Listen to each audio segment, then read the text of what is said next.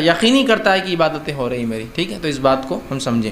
تو غسل کب واجب ہو جاتا ہے وہ چیز ہم دیکھتے ہیں، تو کب غسل ضروری ہے۔ تو پہلی چیز، جنابت سے غسل واجب ہو جاتا ہے، یاد رکھیے جنابت سے غسل واجب ہو جاتا ہے، یعنی مرد اور عورت جمع کر لے، ہم بستری کر لے ایک دوسرے سے، تب بھی غسل واجب ہو، خواہ منی نکلے یا نہ نکلے، دونوں ہی شکل میں جو غسل واجب ہو جاتا ہے، ٹھیک۔ اس لیے کہ جو صحیح مسلم کی روایت میں نے ابھی آپ کے سامنے رکھی تھی کہ آپ کیا فرماتے ہیں، جب مرد کی شرمگاہ عورت کی شرمگاہ سے تجاوز کر جائے تو اس پر غسل واجب ہو جاتا ہے۔ تو یہاں یہ نہیں کہا کہ جب وہ منی خارج ہو جائے تو غسل واجب ہو جاتا ہے، صرف لگ جانے سے۔ دوسری ایک روایت کے الفاظ ہے، جب مرد کی ختنہ عورت کی ختنہ سے لگ جائے، ٹھیک ہے، تو پھر اس پر غسل واجب ہو جاتا ہے۔ تو سب سے پہلی چیز جس کی وجہ سے غسل ٹوٹ جاتا ہے یا ہم پر غسل واجب ہو جاتا ہے، دونوں ہی باتیں ایک ساتھ یاد رکھیں، ٹوٹ بھی جاتا ہے ان چیزوں سے اور واجب بھی ہو جاتا ہے۔ تو اگر میں کہہ رہا ہوں غسل واجب ہو جاتا ہے مطلب ٹوٹ جاتا ہے تبھی واجب ہو جاتا ہے، ٹھیک۔ تو سب سے پہلی چیز جس وجہ سے غسل ہم پر واجب ہوتا ہے وہ یہ ہے کہ جب انسان ہم بستری کر لے، جمع کر لے، چاہے منی خارج ہو چاہے خارج نہ ہو، دونوں ہی شکل میں اس شخص کو جو ہے اور اس عورت کو جو ہے، اس مرد کو مطلب شوہر کو اور اس بیوی کو، دونوں کو غسل لینا پڑے گا، یاد رکھیے۔ یہ پہلی چیز ہے جس پہ غسل ہم پہ جو ہے واجب ہو جاتا ہے، یاد رکھیے، ٹھیک۔ اسی طرح اور اگر نیند میں انسان ہو، ٹھیک، اور نیند میں انسان اور منی خارج ہو جائے، ٹھیک، مثال کے طور پر آدمی نے کوئی خواب دیکھا ہو اور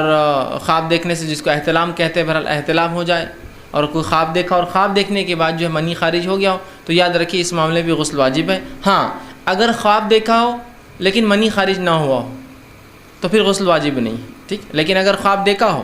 اور منی خارج ہو گیا ہو تو یاد رکھیے یہاں بھی غسل واجب ہے، اس کو احتلام کہتے ہیں۔ تو ایک جنابت جس وجہ سے غسل واجب ہو جاتا ہے، جنابت کے اندر چاہے منی خارج ہو یا نہ ہو، دونوں ہی شکلوں میں ہو جاتا ہے، ٹھیک ہے، یا مکمل عمل ہو نہ ہو، صرف داخل کیا کسی وجہ سے اس کو دور ہٹ جانا پڑا اپنی بیوی سے، ایسے مسائل ہو سکتے ہیں ان لوگوں کے ساتھ جن کو چھوٹے بچے ہیں، ٹھیک، کہ انسان جو اپنی بیوی کے ساتھ جو ہے ارادہ کیا ہو، داخل ہوا ہو، بچہ اٹھ گیا، فلاں ہو گیا، یہ ہو گیا، تو انسان دور ہٹ جاتا ہے، لیکن اب اس پر غسل واجب ہو گیا، پھر چاہے وہ بعد میں جمع کرے یا نہ کرے غسل اس سے واجب ہو۔ ورنہ بہت سے لوگ یہ سوال کرتے ہیں ایسا ہوا میں کیا کروں، ٹھیک، تو اس پر غسل یاد رکھیے واجب ہو گیا، کیونکہ یہاں حالانکہ منی خارج نہیں ہوئی لیکن پھر بھی ہوا، ہو جائے تب بھی ہوا، یا اسی طرح احتلام ہو جائے، مطلب نیند لگی، خواب دیکھا اور خواب کے بعد منی خارج ہونا شرط ہے، یاد رکھیے، تو بھی اس کا غسل جو ہے اس پہ واجب ہوا۔ اور احتلام مرد کو بھی ہو سکتا ہے، احتلام عورت کو بھی ہو سکتا ہے، تو ان شکلوں کے اندر غسل جو ہے ایک شخص کے اوپر یا اس عورت پر یا اس مرد پر یاد رکھیے غسل واجب ہو جائیں گے، یاد رکھیے۔ اب ضروری ہے، فرض ہے اس کے اوپر کہ وہ غسل لے لے، اور یہ چیز غسل کو توڑ بھی دیتی ہے، اسی لیے اس پہ غسل واجب اور فرض ہو جاتا ہے، ٹھیک۔ نبی اکرم صلی اللہ علیہ وسلم بہرحال قرآن کی جو ایک آیت میں نے آپ کے سامنے تلاوت کی تھی، سورہ مائدہ کی آیت نمبر 6، جس میں اللہ نے فرمایا اور اگر تم جو ہے جنوبی ہو تو نہا لیا کرو، ٹھیک، اگر تم میں سے کوئی شخص جنابت کی حالت میں ہو تو وہ غسل لے لے، ایک بات یہ تھی۔ دوسرا، نبی اکرم صلی اللہ علیہ وسلم کی صحیح بخاری کی ایک روایت ہے، آپ نے فرمایا کہا جب دونوں کی شرمگاہیں آپس میں مل جائیں تو غسل واجب ہو جاتا ہے، ٹھیک، اس لیے میں نے کہا منی خارج جو ہے نا، جب دونوں کی شرمگاہیں مل جائیں تو غسل ان دونوں پر واجب ہو جاتا ہے، ٹھیک۔ تو یہ پہلی شکل تھی غسل کے لیے، ٹھیک، جس کا تعلق شرمگاہ سے تھا اور جس کا تعلق، ٹھیک ہے، منی کے خارج ہونے سے تھا، چاہے وہ بیوی سے ہم بستری کی شکل میں ہوں یا صرف ملنے سے ہو جائے کہ داخل ہوا لیکن ابھی منی نہ بھی نکلا ہو، یا انسان احتلام ہو جائے، مرد ہو یا عورت ہو، تو غسل واجب ہوا۔ دوسری شکل جس میں غسل واجب ہو جاتا ہے وہ یہ ہے کہ ماہواری یا نفاس کے خون کے بنیاد پر، ٹھیک، یا کسی کو وہ مسئلہ جو ہر عورت کو ہر مہینے ہوتا ہے، جو اللہ رب العزت کی طرف سے بہرحال یہ ایک رحم ہے، میں اس کی تفصیلات انشاءاللہ آگے رکھنے والا ہوں، ورنہ بہت سے لوگ اس کو ایک سزا سمجھتے ہیں اور اس کے پیچھے کا عقیدہ بھی ہوتا ہے لوگوں کا۔ عقیدہ یہ ہے چونکہ حوا نے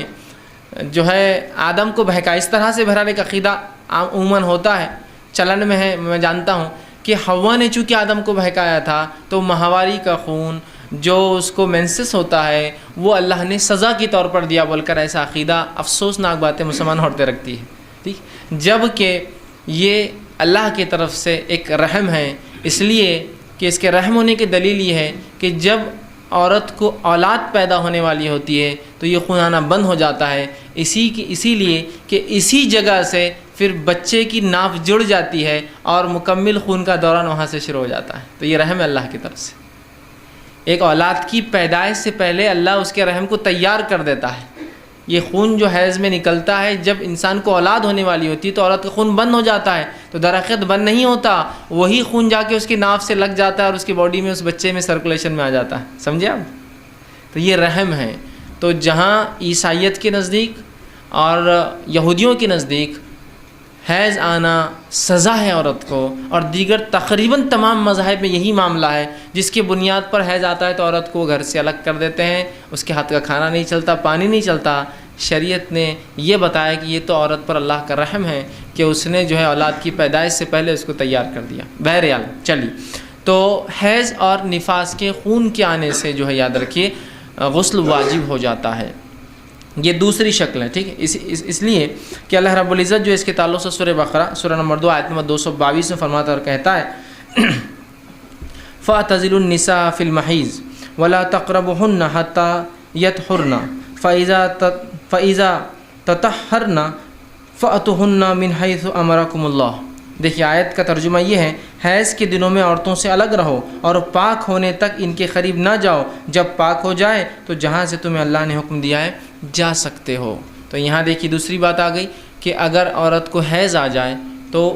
انسان اس کا غسل اس پہ واجب ہو جاتا ہے، اور ایک بات یہ بھی پتہ چلی کہ اس دوران آدمی جو ہے عورت سے ہم بستری نہیں کر سکتا ہے نا، کیوں؟ تو یہاں کیا بیان کیا؟ تو الگ رہو، تو یہ الگ اسی معنی میں ہے، یاد رکھیے کہ اس سے ہم بستری نہ کرو،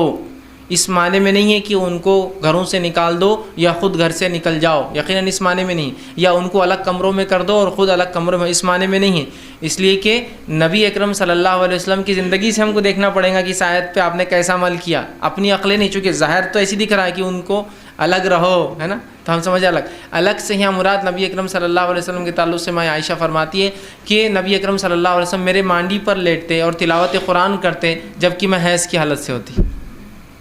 تو الگ کرنے سے مراد کیا ہے؟ ہم بستری مت کرو، بس یہ معنی ہے۔ الگ کر دو سے مراد الگ گھر الگ کمرہ نہیں ہے، ہوتا تو آپ کیوں پڑھتے؟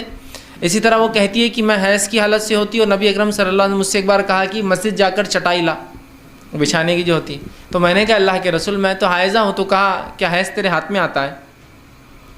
اگر ناپاک نہیں ہے تم جا کے لا سکتے، تمہارا ہاتھ ناپاک نہیں ہے، حیض کی وجہ سے تم نماز ادا نہیں کر سکتی ہو، لیکن اس کا ہرگز مطلب نہیں ہے کہ تم نجس ہو چکے ہو، اس لیے کہ مومن نجس نہیں ہوتا، یاد رکھیے۔ ہاں مشرک جو ہے ظاہری اعتبار سے نہیں لیکن اس کے عقیدے کے اعتبار سے نجس ہے، مشرک بھی ظاہری نجس نہیں ہوتا، یاد رکھیے کہ آپ اگر انما المشرکون نجس، قرآن نے کہا کہ مشرک نجس ناپاک پلید ہے، تو اس کا مطلب وہ ظاہری نہیں ہے، ظاہری غلاظت نہیں ہے، اس کا مطلب یہ اس کے عقیدے کی وجہ سے وہ نجس ہے۔ تو مومن اپنے عقیدے کی وجہ سے کبھی ناپاک نہیں ہوتا، نجس نہیں ہوتا، یاد رکھیے، ٹھیک ہے۔ تو کہا کیا حیض تیرے ہاتھ میں آتا ہے؟ مطلب میں تو ہاتھ کی بات کرنا، ہاتھ تو پاک ہے، تیرے وہ اٹھا کے لانے میں کیا حرج ہے، ٹھیک ہے۔ تو یہ روایتیں اس کی دلیل ہے، یاد رکھیے۔ اسی طرح ماں عائشہ رضی اللہ عنہا فرماتی ہیں کہ آپ صلی اللہ علیہ وسلم کی میں کنگھی کرتی، سر میں تیل لگاتی، آپ کا سر دھوتی جب کہ میں حیض کی حالت سے ہوتی۔ تو الگ کر دو میں مراد کمرہ الگ گھر الگ نہیں، صرف ہم بستری نہیں کرنا، اس لیے کہ اس حالت میں آپ کا سر دھو رہی ہے، وہ آپ کے سر میں تیل لگا رہی ہے، سر کی مالش کری۔ اسی طرح میمونہ رضی اللہ عنہا جو امہات میں سے یہ بھی ہے، وہ کہتی ہے کہ میں نبی اکرم صلی اللہ علیہ وسلم میرے پاس ہوتے اور فجر سے پہلے آپ کچھ نمازیں پڑھتے، تو جو چادر میں حیض کی حالت میں ہوتی اوڑھی ہوئی ہوتی، اسی چادر کا ایک حصہ لے کے نبی اکرم صلی اللہ علیہ وسلم اس پر نماز پڑھتے۔ اگر الگ کر دو سے مراد الگ کمرہ الگ گھر ہوتا تو کیا آپ صلی اللہ علیہ وسلم ان کی اوڑھی ہوئی چادر کو آدھی وہ اوڑھی ہوئی اور آدھی بچھا کر نماز پڑھتے؟ اس پہ نہیں، آپ فوراً کہہ دیتے کہ بھائی سب نکل جاؤ یہاں سے، اب اس لیے کہ تم سب ناپاک ہو چکے ہو، ٹھیک ہے۔ تو یہاں اس سے مراد یہ ہے، ورنہ بہت سی جگہ یہ ہوتا ہے کہ لوگوں کو عورتوں کو الگ کر دیا جاتا ہے، ایسا کوئی مسئلہ نہیں یاد رکھیے، ٹھیک ہے، الحمدللہ۔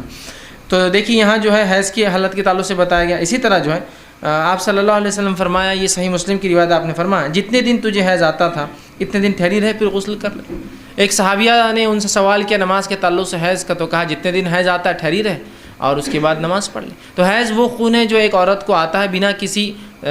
زخم کے، جو اس کے رحم سے نکلتا ہے، جو مخصوص ایام میں مہینے کے آگے پیچھے ہو سکتا ہے کچھ، لیکن مخصوص ایام جو اسے پتہ ہوتے ہیں اس میں نکلتا ہے، اور اس کا مخصوص ایک رنگ ہوتا ہے جس سے پہچان سکتی کہ یہ حیض کا، اور اس سے علاوہ جو نکلتا ہے اس کو شناخت ہوتی ہے حیض کا نہیں ہے، بہرحال اس کو حیض کہا جاتا ہے۔ اب نفاس کیا ہے؟ نفاس وہ خون ہوتا ہے جو اولاد کی پیدائش کے بعد نکلتا ہے، جس کی مدت جو ہے مختلف عورتوں کو، اور حیض اور نفاس دونوں کی مدت مختلف عورتوں کو مختلف علاقے کے اعتبار سے، سرد اور گرمی کے اعتبار سے، جسامت کے اعتبار سے، دبلے اور موٹے ہونے کے اعتبار سے، حالت کے اعتبار سے مختلف آتی ہے، نسل کے اعتبار سے مختلف ہوتی ہے۔ اس میں کوئی جس کو کہیں گے کہ ریجڈ رول نہیں ہے کہ ایسا ایسا ایسا ہوتا ہے، کچھ بھی ہو سکتا ہے، اینی تھنگ، ٹھیک۔ عمومی اعتبار سے جو بتایا جاتا ہے وہ یہ آتا ہے کہ سائنسی اعتبار سے بہرحال یہ ہے کہ 1 سے لے کر 7 دن اور 7 دن سے لے کر 15 دن مخصوص عورتوں کو، کچھ لوگوں کا ایسا ہو سکتا ہے، لیکن عمومی اعتبار سے 1 سے لے کر 7 دن ہو سکتا ہے، ٹھیک، یا 1 یا 3 ہوتا ہے، یا 5 ہو سکتا ہے، یا 7 ہو سکتا ہے، یا کچھ مخصوص کو 15 بھی ہو سکتا ہے، حیض خاص طور سے یاد رکھیں۔ نفاس وہ خون ہوتا ہے جو پیدائش کے بعد آتا ہے، اس کی مدت کوئی طے نہیں، شریعت میں کچھ بھی ہو سکتا ہے۔ افسوس کی بات ہے لیکن ہمارے پاس مسلمانوں میں طے مدت ہے، کتنی؟ 40 دن، فکس 40واں دن ہوا پھر عورت نہاتی ہے اور اس کے بعد کیا ہوتا ہے؟ چلا، اس کی ایک دعوت دی جاتی ہے نا، آپر میں جاتے ہیں اور خوب چور کے کھا کے آتے ہیں نا، تو پھر وہ جو ہے اس کے لیے پروگرام رکھتے ہیں، ایسا کوئی حقیقت نہیں ہے۔ اور ایسا کتنی بار ہوتا ہے کہ عورتوں نے، گھر کی بڑی عورتوں نے، اور میں اکثر یہ کہتا ہوں بہرحال عورتیں اس کو برا نہ لگنے دیں اور مجھ سے بدلہ لینے کی نہ ٹھان لیں، بہرحال ایک عام بات بہرحال میں بولتا ہوں، اور بالخصوص بوڑھی عورتیں بہرحال میرے سے بدگمان نہ ہوں، میں تو ان کی دعاؤں کا جو ہے طالب ہوں، لیکن بہرحال جو دین ہمارے پاس چلتا ہے اس دین کو میں اپنی زبان میں کہتا ہوں بوڑھیوں کا دین۔ ہمارے پاس جو اسلام ہے وہ بوڑھی عورتوں کا اسلام ہے۔ شادی ایسی کیوں؟ دادی بول رہے ہیں، مطلب وہ بوڑھی کا دین نہیں ہے، شریعت کا، اللہ اور رسول کا دین نہیں ہوتا ہے۔ یہ حیض اور نفاس کے مسائل ایسے کیوں؟ دادی اماں، پھپھو اماں، یہ اماں، وہ خالہ، وہ تائی، وہ چچی، وہ بوڑھی عورت، وہ انہوں ایسا بولتے تو وہ کرنا ہے۔ شریعت تو نہیں بولتی، نہیں پھر بھی ہم 40 دن کا ہی رکھیں گے۔ کیوں؟ انہوں بول رہے ہیں 40 دن تک عورت ناپاک رہتی، کیوں؟ شریعت میں تو ناپاکی ہے ہی نہیں، انہوں بول رہے ہیں نا بڑے، اس میں مردوں کو مداخلت نہیں ہے، عورتوں کا دین رہتا ہے۔ یہ شادی سے پہلے ایسے رسومات کیوں؟ نہیں دادی بول رہے تھے اس کے بغیر تو ہو ہی نہیں سکتا، نانی بول رہے تھے۔ تو ہمارے پاس جو ایگزسٹنگ ریلیجن چلتا ہے اسلام، وہ بوڑھیوں کا دین ہے، وہ دین نہیں ہے جو اللہ نے بھیجا اپنے نبی کے ذریعے محمد صلی اللہ علیہ وسلم، اور جو صحابہ کے ذریعے ہم تک پہنچا، وہ دین نہیں ہے، یہ بوڑھی عورتوں کا دین ہے۔ وہ جو بولیں گی وہ ہوں گا، سہرا باندھ دو تو باندھنا ہے۔ دادا تو نہیں بڑھ، لیکن دادی کی بڑی خواہش ہے مرنے سے پہلے کہ پوتے کو جو ہے سہرے میں دیکھ لیں۔ ان کو یہ خواہش نہیں ہے کہ جو اب جانے کا وقت ہے کم از کم اب تو کتاب و سنت پہ آ جاؤں، لیکن مرتے وقت یہ خواہشات پوری واقعی مرنے تک اپنی بہوؤں کو ڈکٹیٹ کرتے رہیں گے کہ حیض اور نفاس کے مسائل وہ ہیں جو میں بتاؤں گی، شریعت کے مطابق نہیں۔ ہمارے خاندان میں 7 دن عورت حائضہ رہتی ہے تو 7 دن رہو، آتا ہے نہیں آتا رہو، بس سمجھ رہے آپ بات کو؟ بوڑھیوں کا دین، ٹھیک۔ تو بہرحال میں عورتوں کے خلاف بھی نہیں ہوں، بالخصوص بوڑھی عورتوں کے نہیں، لیکن میں یہ کہنا چاہتا ہوں کہ عورتیں اگر علم نہ ہو تو خواہ دین میں تبدیل لانے کی کوشش نہ کرے، اور یہ جسارت بہت بڑی چیز ہوں گی آخرت کے اعتبار سے، یاد رکھیے کتاب و سنت کے مطابق۔ اور افسوس ہمارے پاس جو طہارت کے مسائل اکثر چلتے ہیں، وہ طہارت کے مسائل کتاب و سنت کے مطابق میں کہہ رہا ہوں نہیں ہیں، وہ اکثر طہارت کے مسائل یا تو یہودی روایتوں کی بنیاد پر ہیں یا نصرانی روایتوں کی بنیاد پر، جس کو اسرائیلیات بولتے ہیں۔ اسرائیلیات کے مطابق ایک عورت 40 دن تک جو ہے نفاس کی حالت میں رہتی ہے اور 40 دن پاک ہوتی ہے، یہ بائبل کی روایت ہے 40 کے لفظ کے ساتھ۔ مسلمانوں میں مین و نان لے لیا، نبی اکرم صلی اللہ علیہ وسلم کیا فرمانے، خون آئے تو ٹھہری رہے، رک جائے تو غسل کر لے، ختم۔ غسل کتنا سادہ ہے، عورت، زمین، زمانہ، حالات سے تمہارے جو بھی حالات ہو، آئے تو مت پڑھو، رک جائے تو پڑھ لو، مطلب غسل کر لو، پاک ہو گئی۔ تو اب انسان کو اولاد پیدا ہوئی ایک عورت کو، 10 دن خون آیا، 11 دن بند ہو گیا، 12 دن نہیں آیا، ختم، غسل ہو گیا، نماز شروع ہو گئی۔ سمجھے بات کو؟ یہ معنی ہے نہیں ہم تو 40 ٹھہرے رہیں گے، اس لیے کہ ہم بائبل پر زیادہ اعتماد کرتے بنسبت کتاب و سنت کی روایت کی۔ دیکھیے آپ، یہ کامن ہے، یہ الگ بات ہے کہ یہ چیزیں ظاہر نہیں ہوتی ہیں، لیکن چونکہ مجھ تک بہت سارے سوالات آتے تھے، یہ مسائل میرے سامنے آتے رہتے کہ بھائی فلاں یہ ہے، دادی یہ بولتے، چچی یہ بولتے، ہمارے گھر میں یہ ایسا نہ کرے تو ہم کو بول رہے کہ تم گھر سے چل جاؤ میاں بیوی، اس لیے کہ تمہارے وجہ سے نحوست آ رہی پورے گھر میں۔ ایک صاحب نے جو ہے اپنے گھر کے اندر جو عقیقہ رکھ لیا، اب عقیقہ جب رکھا تو 40 دن کے اندر رکھ لیا انہوں نے، تو ان کے گھر والوں نے ان کو گھر سے ہکال دیا، اس عورت کو بھی، اس اپنے بیٹے کو بھی۔ جاؤ، بولے اس لیے کہ ابھی چھوت کے دن تھے اس کے، بولے ابھی ناپاکی کے دن تھے تمہاری بیوی کے اور تم عقیقہ کر رہے، بولے تم پر لعنت ہے، بولے نکل جاؤ یہاں سے۔ تو انہوں نے خیر بہرحال وہ اڑ گئے تھے، کہا عقیقہ تو کر کے رہوں گا جی،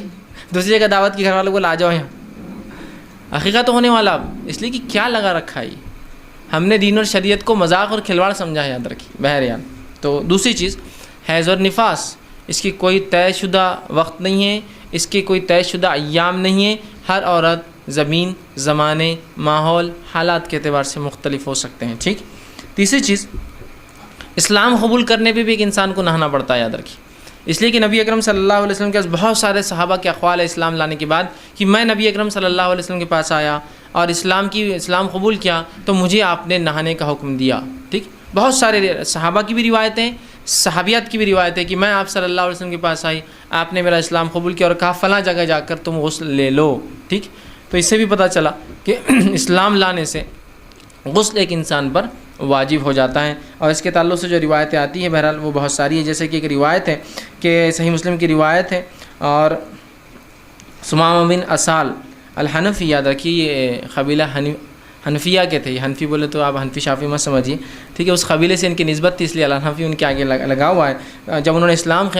قبول کیا تو آپ صلی اللہ علیہ وسلم ان کو غسل کا حکم دیا کہ جاؤ آپ غسل کرو، اس لیے کہ تم نے اسلام قبول کیا. تو یہ تیسری چیز. چوتھی چیز جو ہے موت جو ہے اس سے بھی غسل واجب ہو جاتا ہے، اس لیے کہ آپ صلی اللہ علیہ وسلم میت کو غسل دینے کا حکم دیا رکھے. تو موت بھی جو ہے غسل کو جو ہے واجب کر دیتی ہے. اور اس تعلق سے بہت ساری صحیح روایتیں موجود ہیں کہ موت سے غسل انسان پر جو ہے واجب آ جاتا ہے. تو یہ چند مقامات تھے جہاں غسل واجب ہوتا ہے، اور وہ چار ہی چیزیں یاد رکھیے اتنی جس سے غسل آپ پر واجب ہوتا ہے. اس کے علاوہ تمام چیزوں میں غسل جو ہے مستحب ہوں گا. میں آگے رکھوں گا کہاں کہاں غسل مستحب ہے، ابھی ہم صرف وہاں وہ باتیں رکھ رہا تھا جہاں واجب ہو جائیں گا. تو ان تمام حالات میں آپ پر غسل یا مجھ پر غسل یا مرد ہو اس امت کے یا عورتیں ہو اس امت کی، ان پر غسل واجب آ جائیں گا، جس کے اندر سے 3 باتیں تو کامن ہیں مرد اور دونوں کے لیے، کہ جیسا کہ احتلام ہو جائے یا ہم بستری کریں دونوں کے لیے، اسی طرح اسلام قبول کر لے یا موت آ جائے دونوں کے لیے. حیض اور نفاس کا معاملہ صرف عورتوں کے لیے. تو عورتوں کے لیے 4 چیزیں ہیں جن سے ان کا غسل ان پہ واجب ہوتا ہے. مردوں کے لیے 3 چیزیں جن پہ غسل واجب ہوتا ہے. مسلمان ہونے کی وجہ سے ایک چیز اور کم ہو جاتی ہے، اسلام قبول کرتے تو صرف 2 چیز باقی بچتی ہیں ہمارے پاس جس سے ہم پہ غسل واجب آ جاتا ہے بس. اور اس میں بھی ہم مر جاتے ہیں تو غسل دوسرے کراتے ہیں. تو ایک ہی چیز یاد رکھنا ہے آپ کو غسل کے لیے. موت ہوتی ہے تو ہم تھوڑی غسل کرتے ہیں، لوگ کراتے ہیں، تو ان کو یاد رکھنا چاہیے کہ مجھے غسل کرانا ہے، ان کو میں تو نہیں کروں گا. تو ایک ہی چیز یاد رکھنا ہے آپ کو، ہے نا. لیکن اتنے پہ بھی کنفیوژن، میں نے فلاں کیا میرا غسل باقی ہے نہیں ہے، میں نے یہ کھا لیا میرا غسل باقی ہے نہیں ہے، میں نے وہ دیکھ لیا میرا غسل رہا ہے نہیں رہا، میں نے اتنا واضح ہے. اس کے بعد بھی شکوک اور شبہات اپنی عبادت میں نہیں ہونا چاہیے. ٹھیک. تو کتنا آسان ہے دیکھیے. ایک ہی چیز میں سمجھ رہا ہوں جو ظاہر ہے، ایک چیز عورتوں کے لیے خاص، ایک چیز مرد عورت دونوں کے لیے، اور 2 چیزیں ایک اسلام قبول کرنے والے کے لیے تو میرے لیے نہیں، کوئی نو مسلم ہو تو اس کو آپ کروا سکتے ہیں، آپ کے سامنے قبول کریں. اور ایک مر جائے تو وہ میں بھی نہیں کروں گا، آپ بھی مر جائے تو آپ کے لیے بھی کوئی دوسرا کریں گا. عورتیں مرے یا کوئی دوسرا کرتا ہے وہ ان کو یاد رکھنا چاہیے کہ مجھے غسل کرانا ہے. تو سمپل ایک ہی چیز ہمارے لیے بچتی ہے جس کو یاد رکھنا ہے ذہن میں. عورتیں 2 چیزیں یاد رکھ لیں، ہم بستری اور حیض نفاس. مرد ایک ہی چیز یاد رکھے کہ احتلام ہو جائے، منی خارج ہونا اس میں شرط ہے، یا اپنی بیوی سے ہم بستری کی نیت کرے اور کرنا شروع کرے لیکن اس سے منی خارج ہونے سے پہلے کچھ وجہ سے الگ ہو جائے کچھ وجہ، تو بہرحال اس معاملے میں اس پر جو ہے غسل واجب آ جاتا ہے. تو یہ تھے جہاں غسل ہم پر واجب آ جاتا ہے یا غسل ٹوٹ جاتا ہے یا جس کی وجہ سے غسل کرنا ہم پر ضروری ہے. ٹھیک ہے. چلیے آئیے اب اس کے بعد